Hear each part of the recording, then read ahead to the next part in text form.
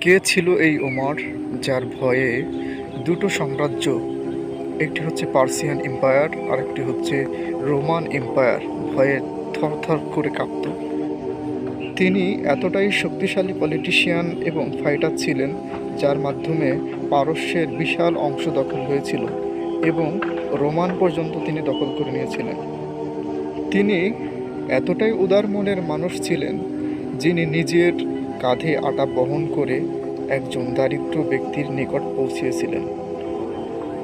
তিনি এতটাই ন্যায় পরায়ণ বাদশাহ ছিলেন, যার সাম্রাজ্যের মধ্যে খুব কমই অপরাধ সংঘটিত হতো। তিনি সেই শাসক যিনি তার সন্তান অপরাধ করেছিল, তার শাস্তি তিনি নিজেই দিয়েছিলেন। এ কারণেই ভারতের একজন হিন্দু পলিটিশিয়ান ব্যক্তি বলেছিল, ভারতে যদি শান্তি চাও তাহলে ওমরের শাসন চাও। তিনি হচ্ছেন ইসলামের তৃতীয় খলিফা হজরত ওমর রাদিয়াল্লাহু তাআলা আনহু। তিনি একসময় কুখ্যাত ব্যক্তি ছিলেন। জাহিলিয়াত যুগে তিনি ছিলেন বাঘ। তিনার ভয়ে পুরো আরববাসী কাঁপত। হজরত ওমর রাদিয়াল্লাহু তাআলা আনহু একসময় মুশরিক ছিল।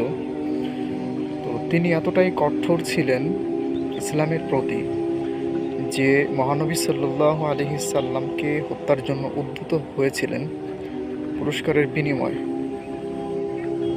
কিন্তু আল্লাহ যাকে হিদায়াত দেন তাকে কেউ গুমরাহ করতে পারেন না। তার বাস্তব উদাহরণ হলো হজরত ওমর রাদিয়াল্লাহু তাআলা আনহু।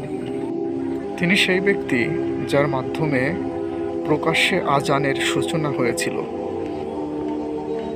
এবং তিনি এতটাই নরম হয়েছিলেন ইসলাম গ্রহণ করার পর যে ব্যক্তি যখন কবরের পাশ দিয়ে যেত তখন তার চক্ষু ভিজে দাড়িতে পড়ত।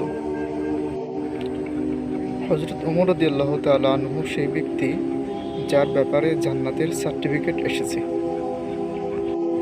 এবং নবী সাল্লাল্লাহু আলাইহি সাল্লাম তিনার ব্যাপারে বলেছেন যে পৃথিবীতে আমার পরে যদি কোনো নবী আসতো তাহলে হযরত ওমর রাদিয়াল্লাহু তাআলা আনহুকে আল্লাহ তাআলা নবী হিসেবে প্রেরণ করতেন। তাহলে তিনি কতটাই ন্যায়পরায়ণ বাদশা ছিলেন। হ্যাঁ, পৃথিবীতে এমন ব্যক্তির শাসন আমরা দেখতে চাই যার মাধ্যমে পৃথিবীর এই দুর্দশা, দুর্নীতিগ্রস্ত পৃথিবীকে রূপান্তরিত করতে পারে ন্যায় ধারা। এমন শাসকের